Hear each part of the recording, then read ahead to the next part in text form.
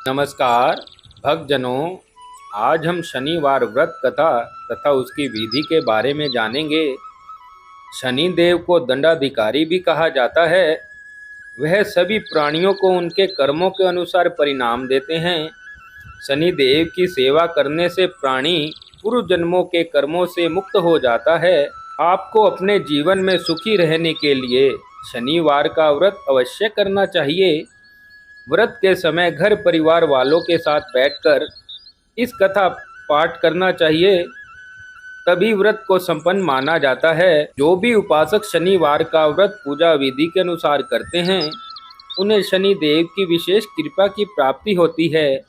इसके अतिरिक्त शनि सहस्त्र नामवली तथा शनि कवच स्त्रोत का जाप करने से भी जीवन में सुख शांति बनी रहती है।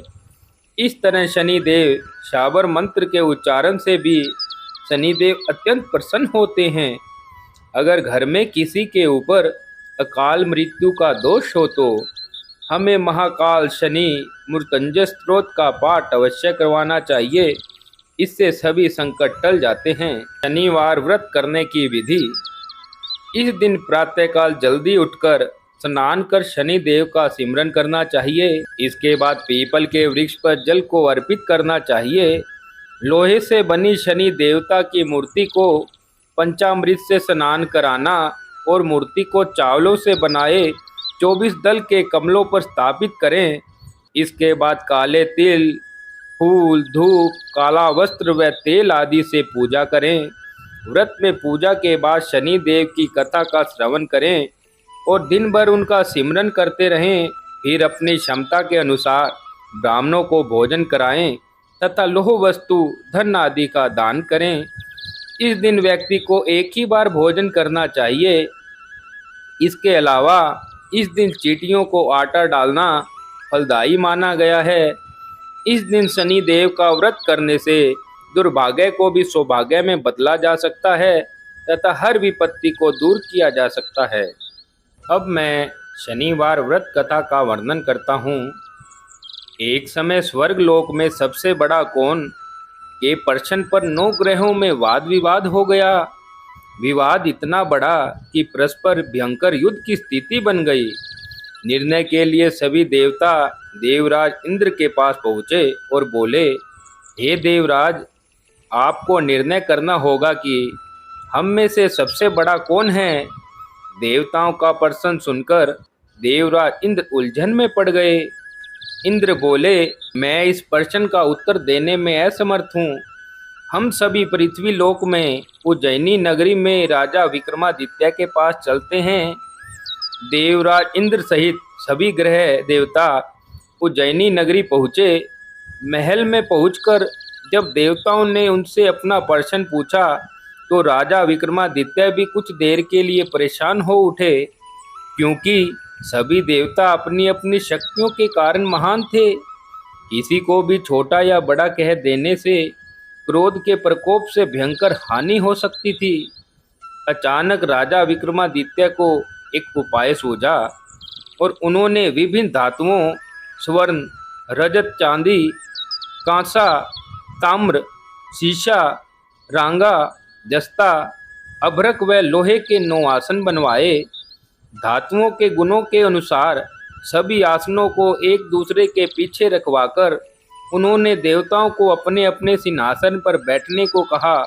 देवताओं के बैठने के बाद राजा विक्रमादित्य ने कहा, आपका निर्णय तो स्वयं हो गया। जो सबसे पहले सिंहासन पर विराजमान है वही सबसे बड़ा है। राजा विक्रमादित्य के निर्णय को सुनकर शनि देवता ने सबसे पीछे अपने आसन पर बैठने के कारण अपने को छोटा जानकर क्रोधित होकर कहा, राजा विक्रमादित्य, तुमने मुझे सबसे पीछे बैठाकर मेरा अपमान किया है। तुम मेरी शक्तियों से परिचित नहीं हो। मैं तुम्हारा सर्वनाश कर दूंगा। शनि ने कहा, सूर्य एक राशि पर 1 महीने, चंद्रमा 2.25 दिन, मंगल 1.5 महीने, बुध और शुक्र 1 महीने, बृहस्पति 13 महीने रहते हैं। लेकिन मैं किसी राशि पर 7.5 वर्ष तक रहता हूँ, इसे 7.5 भी कहते हैं। बड़े बड़े देवताओं को मैंने अपने प्रकोप से पीड़ित किया है। राम को साढ़े साती के कारण ही वन में जाकर रहना पड़ा और रावण को साढ़े साती के कारण ही युद्ध में मृत्यु का शिकार बनना पड़ा। राजा, अब तू भी मेरे प्रकोप से नहीं बच सकेगा। इसके बाद अन्य ग्रहों के देवता तो प्रसन्नता के साथ चले गए, परंतु शनि देव बड़े क्रोध के साथ वहां से विदा हुए। राजा विक्रमादित्य पहले की तरह ही न्याय करते रहे। उनके राज्य में सभी स्त्री पुरुष बहुत आनंद से जीवन यापन कर रहे थे। कुछ दिन ऐसे ही बीत गए। उधर शनि देवता अपने अपमान को भूले नहीं थे। विक्रमादित्य से बदला लेने के लिए एक दिन शनि देव ने घोड़े के व्यापारी का रूप धारण किया और बहुत से घोड़ों के साथ उज्जैनी नगरी पहुँचे। राजा विक्रमादित्य ने राज्य में किसी घोड़े के व्यापारी का आने का समाचार सुना तो अपने अश्वपाल को कुछ घोड़े खरीदने के लिए भेजा। घोड़े बहुत ही कीमती थे। अश्वपाल ने जब वापस लौटकर इस संबंध में बताया तो राजा विक्रमादित्य ने स्वयं आकर एक सुंदर शक्तिशाली घोड़े को पसंद किया। घोड़े की चाल देखने के लिए राजा उस घोड़े पर सवार हुए तो वह घोड़ा बिजली की गति से दौड़ पड़ा। तेजी से दौड़ता हुआ घोड़ा राजा को दूर एक जंगल में ले गया और फिर राजा को वहां गिराकर जंगल में कहीं गायब हो गया। राजा अपने नगर को लौटने के लिए जंगल में भटकने लगे, लेकिन उन्हें लौटने का कोई भी रास्ता नहीं मिला। राजा को भूख प्यास लगी थी। बहुत घूमने पर उसे एक चरवाहा मिला। राजा ने उससे पानी मांगा। पानी पीकर राजा ने उस चरवाहे को अपनी अंगूठी दे दी। फिर उससे रास्ता पूछकर वह जंगल से निकलकर पास के एक नगर में पहुंचे। राजा ने एक सेठ की दुकान पर बैठकर कुछ आराम किया। उस सेठ ने राजा से बातचीत की तो राजा ने उसे बताया कि मैं उज्जैनी नगरी से आया हूँ।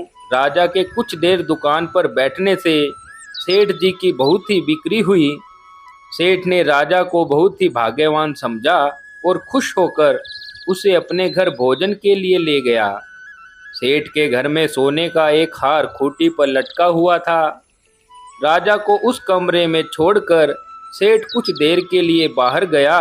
तभी एक आश्चर्यजनक घटना घटी। राजा के देखते ही देखते सोने के उस हार को खूंटी निगल गई। सेठ ने कमरे में लौटकर हार को गायब देखा तो चोरी का संदेह राजा पर ही किया, क्योंकि उस कमरे में राजा ही अकेला बैठा था। सेठ ने अपने नौकरों से कहा कि इस परदेसी को रस्सियों से बांधकर नगर के राजा के पास ले चलो। राजा ने विक्रमादित्य से हार के बारे में पूछा तो उसने बताया कि देखते ही देखते खूंटी ने हार को निगल लिया था। इस पर राजा ने क्रोधित होकर चोरी करने के अपराध में विक्रमादित्य के हाथ पांव काटने का आदेश दे दिया। राजा विक्रमादित्य के हाथ पांव काटकर उसे नगर की सड़क पर छोड़ दिया गया। कुछ दिन बाद एक तेली उसे उठाकर अपने घर में ले आया और उसे अपने कोलू पर बिठा दिया। राजा आवाज देकर बैलों को हाँकता रहता। इस तरह तेली का बैल चलता रहता और राजा को भोजन मिलता रहता। शनि के प्रकोप की साढ़े साती पूरी होने पर वर्षा ऋतु प्रारंभ हुई। राजा विक्रमादित्य एक रात मेघ मल्हार गा रहे थे। तभी नगर के राजा की लड़की राजकुमारी मोहिनी रथ पर सवार होकर उस तेली के घर के पास से गुजरी। उसने मेघ मल्हार सुना तो उसे बहुत ही अच्छा लगा और दासी को भेजकर गाने वाले को बुला लाने को कहा। दासी ने लौटकर राजकुमारी को अपंग राजा के बारे में सब कुछ बता दिया। राजकुमारी उसके मेघ मल्हार से बहुत ही मोहित हुई, अतः उसने सब कुछ जानकर भी अपंग राजा से विवाह करने का निश्चय कर लिया। राजकुमारी ने अपने माता पिता से जब यह बात कही तो वह हैरान हो गए। रानी ने मोहिनी को समझाया, बेटी, तेरे भाग्य में तो किसी राजा की रानी होना लिखा है, फिर तू उस अपंग से विवाह करने पर अपने पांव पर कुल्हाड़ी क्यों मार रही है। राजकुमारी ने अपनी जिद नहीं छोड़ी अपनी जिद पूरी कराने के लिए उसने भोजन करना छोड़ दिया और प्राण त्याग देने का निश्चय कर लिया। आखिर राजा रानी को विवश होकर अपंग विक्रमादित्य से राजकुमारी का विवाह करना पड़ा।